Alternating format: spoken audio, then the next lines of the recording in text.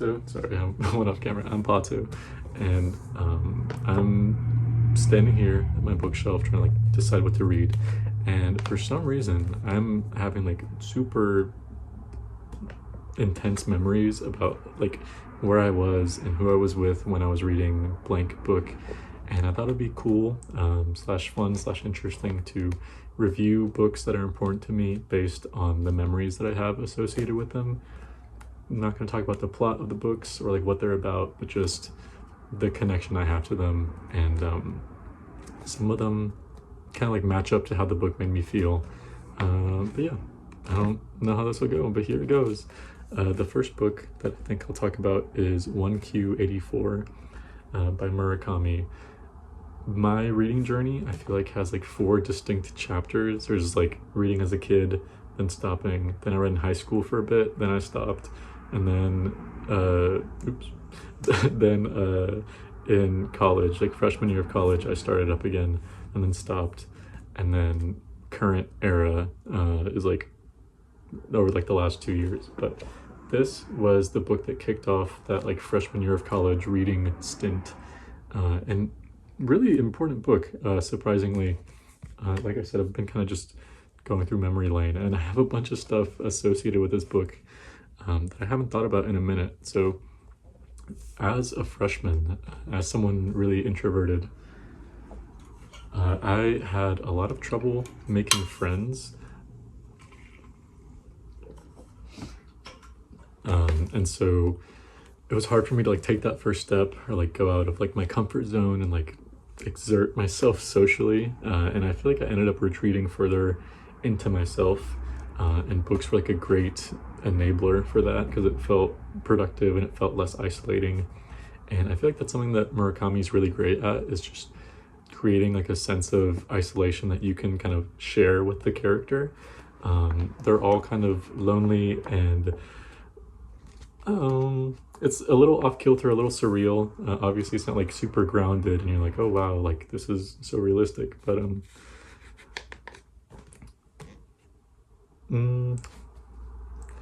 I just found it really helpful to kind of like have this much time to spend with characters. They kind of like supplemented having friends in like a sad way, but it was just really easy to like engross yourself in the world that he builds.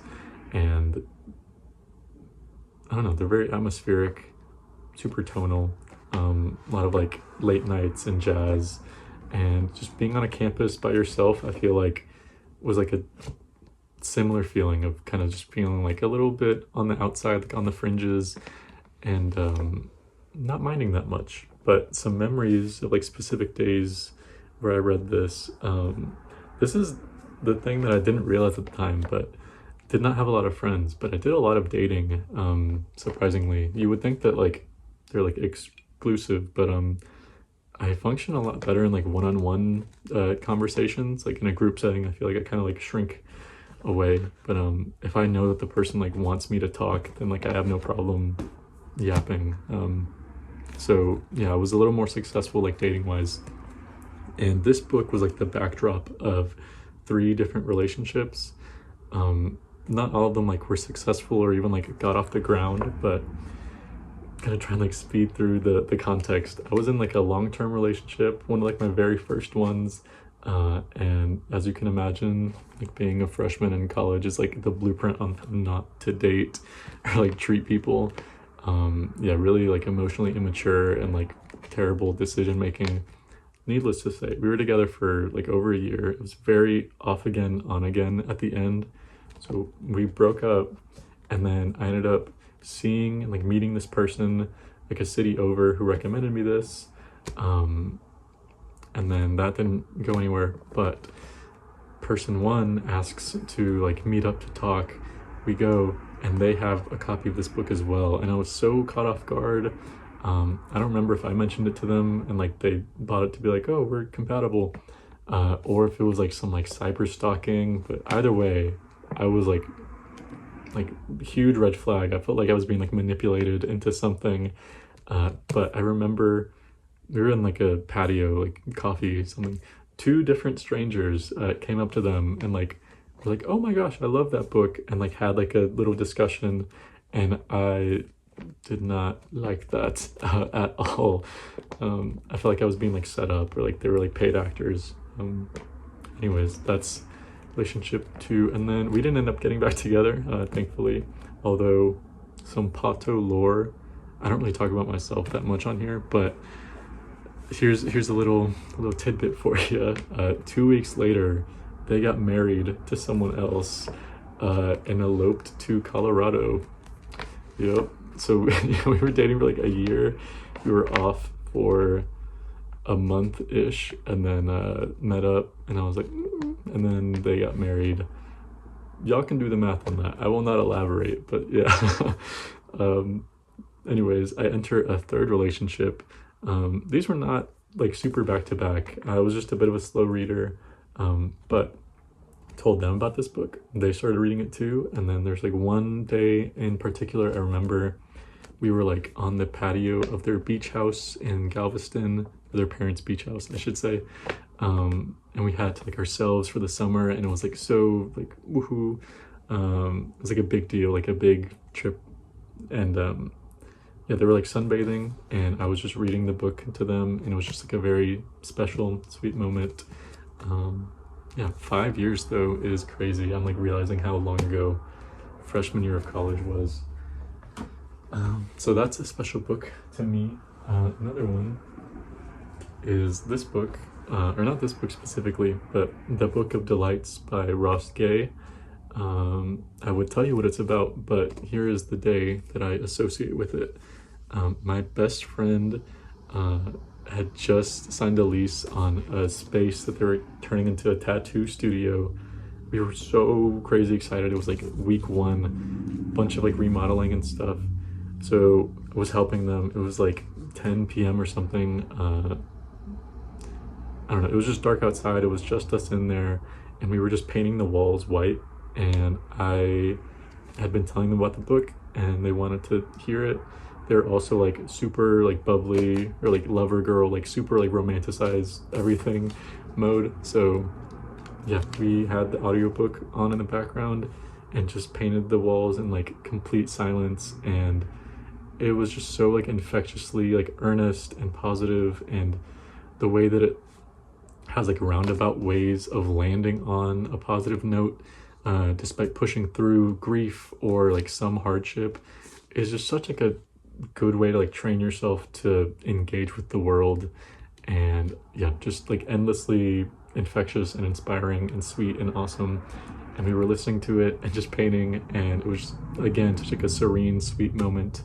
And at one point we like turned to each other and we were both crying without like having said anything, and it was just like so sacred, and also like anticipatory of like making this little shop, and like being so excited at like what was to come, and like had no idea like what it would turn into. It was just so cool and awesome. Really love the book. Not this one specifically, but the other one.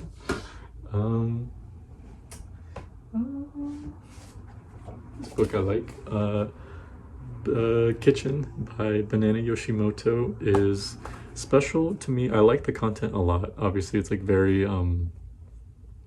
you will not find out what it's about. The memory I have associated with this is reading it at an airport, and then also at my grandparents' house in Mexico.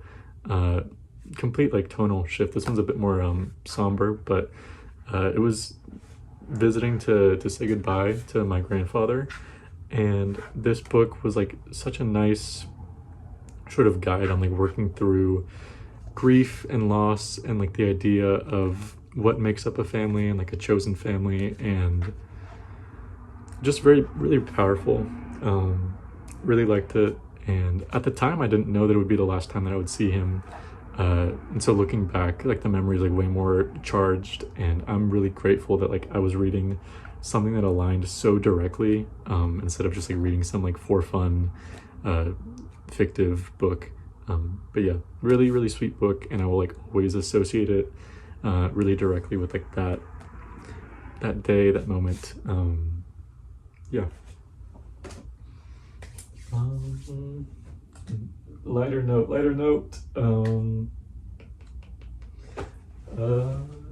That's a good one. The Argonauts by Maggie Nelson. Really sweet and like modern exploration of queerness and like kind of like gender identities in like a modern day. Just found it like really endearing. I was not supposed to say what it's about.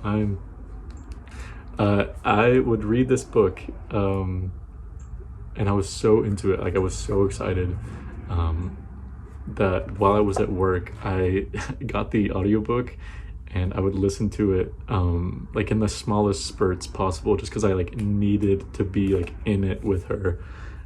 Yeah, I just like could not put this down, and so like very sneakily like having an AirPod in just to, like listen and like fully lock in. But yeah, I have like a lot of memories of like washing dishes while listening to this on audiobook and just being like, this is crazy. Yeah, really great book. I don't think I have it, but that just reminded me of The Right to Sex. I think their name was like Amir Srinivasan. I might be wrong on that, but the subtitle of the book is Feminism in the 21st Century. And I was about to talk about the plot. It just reminded me of like break my own rule for a second, just because like reading political text can be like a little bit frustrating. It's like a little dated, and like a lot of like the seminal ones of like, oh, you've got to read like Simone de Beauvoir. Sorry, y'all. When people are like, oh, like you have to read like Simone de Beauvoir or whatever, or like Judith Butler or Susan Sontag, whatever, they can all feel like a little dated, and reading something that like accounts for the internet and is like so modern, because I feel like the discussion and like the understanding of like gender identity, of like identity politics has like accelerated so much that like where we're at now, where like it is not only like a belief but also like a way of like identifying yourself, like of like branding from like the outside in. This is such like a side note. Anyways, The Right to Sex is a really good book. A memory I have of that book is I listened to the audiobook while I was driving out like 40 minutes like out of the city to go to a friend's parents' house. They were having some, not like cookout, but like some like bonfire thing, like dinner, and yeah, I got invited and I went, and it was really nice and sweet. Yeah, that's just the memory I have of that book.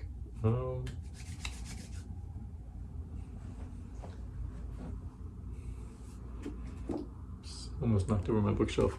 Walking through clear water in a pool painted black. It's less of like the context of reading and more of like an epiphany that this gave me, that like remember having. This was in the same like freshman year, like early college reading, or actually was, I don't know.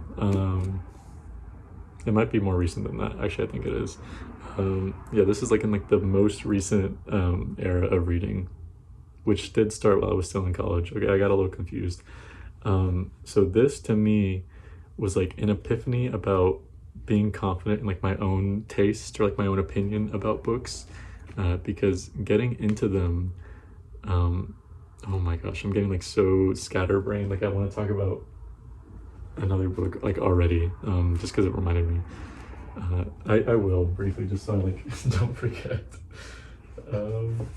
Okay, NW by Zadie Smith was like the IQ 84 equivalent of like this era of reading, where I read it and I was like, reading is awesome and like something I want to continue doing. It also helped a lot just in terms of like branching out of like genre preferences. High school, early college, I was like really into specifically like horror, and like there's some genre name for it, something magical realism is what I was looking for. Yeah, that was like all I read. And then reading this, which is just like contemporary literature about like normal, grounded, real people, is really cool. It also plays with form in like interesting ways. There's like some poetic aspects.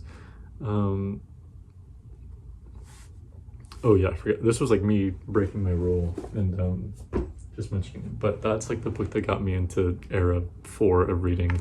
This is a book that like within era 4 gave me an epiphany where I was like, maybe I don't need to read what everyone else is reading, because there was, or is, I guess, like the hot girl like pipeline of like the reification of whatever, where you kind of like are told to read, or let me restart that sentence like 2 steps back. Getting into reading, especially like in an internet context of like, you know, starting booktube videos and like being very online about it, there's like a pipeline that you are like kind of like going down initially, of like the Otessa Moshfegh, Joan Didion, Eve Babbitt's. There's like hot girl like it books, and I read those and I liked them, but reading this and liking it like to a magnitude of like 10 times more, made me realize that like, oh, I can form my own opinions and it's okay to like not like a book at the same time, instead of just being like, oh, I'm supposed to like this, and so yeah, I'm gonna like look for like all the positives in this. The issue I had with like the Eve Babbitt's Joan Didion books, or like the high life like celebrity aspect of it, where it kind of like devolves into like nepo baby cocktail party in Hollywood, and it's like fun to kind of like live vicariously through, but at the same time it's like so ungrounded from like my own life or like just a regular like class of people.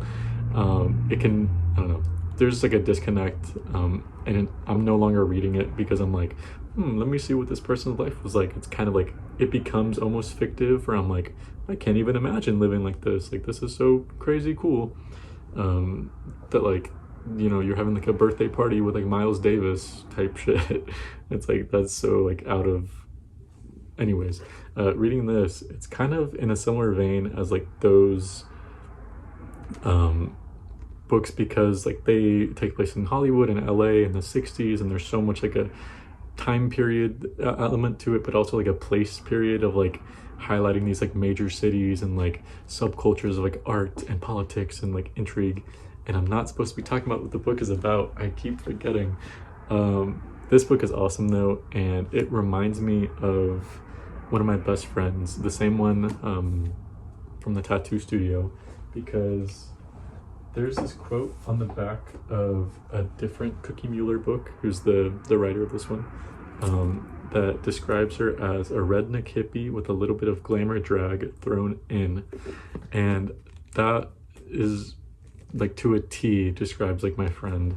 And she's been saying recently that she wants to write a book about her life, because she has some stories to tell, and I just know like if she did, there would be like the same energy and like chaos and like trailer park dysfunction as Cookie Mueller, and I cannot wait to read her book one day.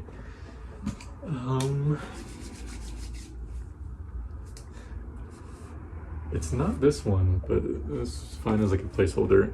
Alfred Hayes has a book called In Love, and it's a book I've talked about a lot, and I'm actually kind of curious to see if I would like it still, because I feel like my experience with the book was so dependent on the context that I was reading it in.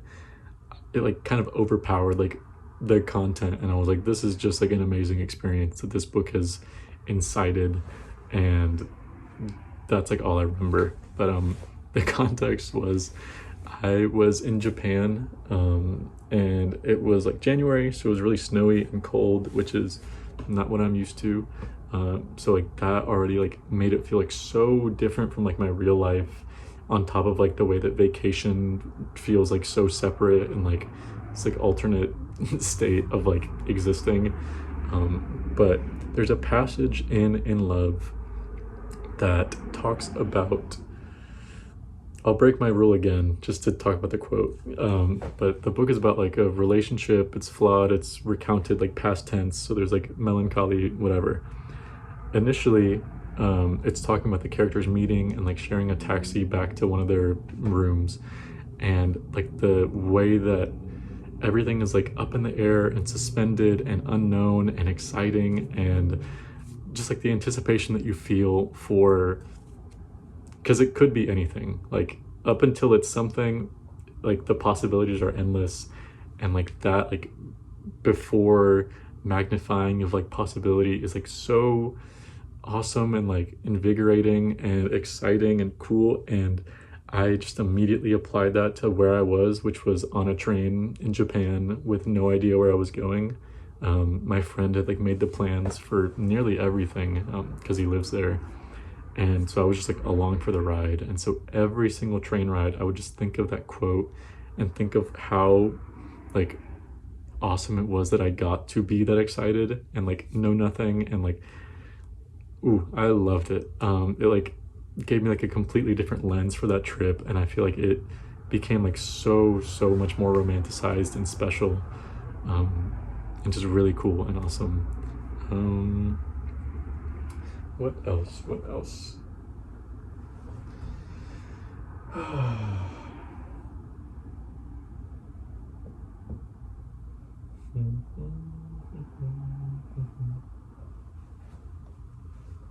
Oh, I don't have it, but which I feel like is also the sign of a good book is, you know, if it's on your shelf and not with a friend.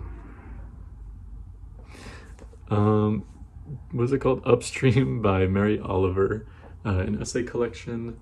I read this in a river, which I feel like is the intended way to read any book that like deals with nature and spirituality and like pursuit of identity or like building yourself up.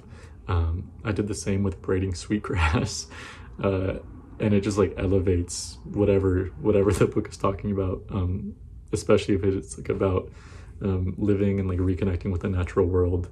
But yeah, read it in a river. I also read it like contextually. One of the first times I had met my current friend group, and the day was just so hectic and exciting, and I was getting a little overwhelmed. So I would like just kind of, you know, dive back into the book to like like collect myself and like charge my like internal social battery, because I was meeting so many new people. And obviously at the time, like I had no idea that I would go on to like love them all so much and like get close to them in like different ways, and like be inspired by and like influence each other. But it's so sweet to like look back on and like remember how I was interacting with these people that I'm now so familiar with and like so open and like unashamed with, and like to be that like nervous and like pensive and skittish. And it's just so cool and sweet, and they're all really creative. So I remember like passing around the book and like showing them certain quotes that she had written about like the artistic process, and them all like just opening like a discussion about that and like how they were interpreting it. Yeah, really cool book. I really liked it. Special moment too. What else?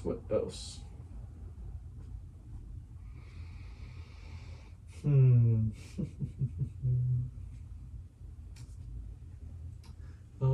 don't know. I feel like I need time to like look over every title, like make sure I'm not missing a certain special awesome one.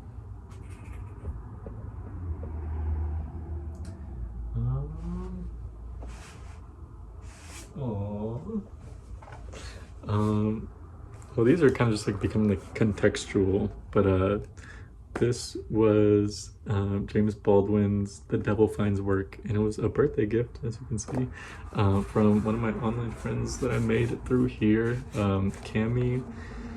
Oh, that's so awesome and sweet. Like thinking about like how much has changed like in the last 2 years in terms of like socializing with people, like getting more into reading, getting more into movies. This is like an essay collection they wrote about like dealing with film. Yeah, just really cool. Kind of like an indicator of like how much progress is like happening, despite it not really feeling like it. I feel like that happens a lot. Another book I could obviously highlight is Adolescence Leaves by Nathan of Nathan's Nook. Just like another like landmark special thing. I have it on my wall.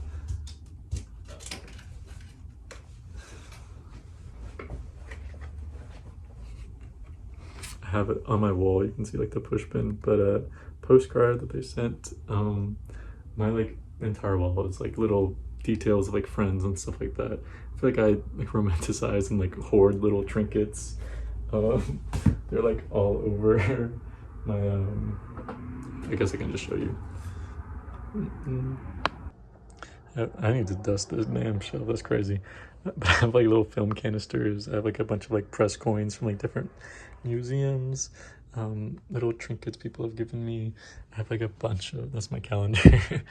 But I have a bunch of like receipts and like little like knickknack kind of garbage, I guess, that each has like a little I just turned it upside down, my fault. Like train tickets. A bunch of these are gonna be from Japan, but there's so many. And they're all, I don't know, they're just like all associated with like the day that I had. Like, just take me back. Oh geez, that sound, ugh. Okay, I'll do one more book and then I feel like I need to like collect my thoughts or like think about what I would want to say next. So maybe I'll do like another one of these and just like go through more books on the shelf. But Bluets by another Maggie Nelson book. I'm the only one getting a double shout out.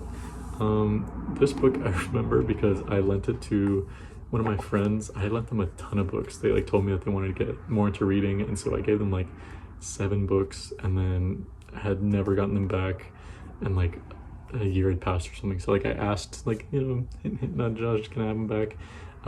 And they gave them to me, and then that same day my car got towed. So like I felt awkward about like asking to like take the books back. Got them, left, and I was like, phew, like that interaction is over. And then my car got towed from their apartment, so then they had to like drive me, and it cost like $300, and it was like 2 in the morning, and there was just tension. It was palpable. It was awkward. And this book is not. This book is very cool and awesome and sweet, but actually I guess there is tension in this. Part of it is like going through a breakup, but and maybe that does kind of match a little bit. Anyways, like I said, I'll do more of these. Perhaps, maybe. I have a lot of books, so I'm sure I could think of like more associated memories, but I was just doing this on my own, so I figured I would turn it into a video. Maybe it was cool to watch. I don't know, but bye.